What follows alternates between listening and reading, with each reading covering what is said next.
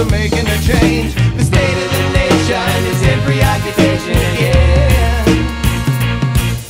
We're fighting on one another, our minds are in the gutter, and it gets so real if we take the time to realize our crime. Through this fight, we'll make things right again.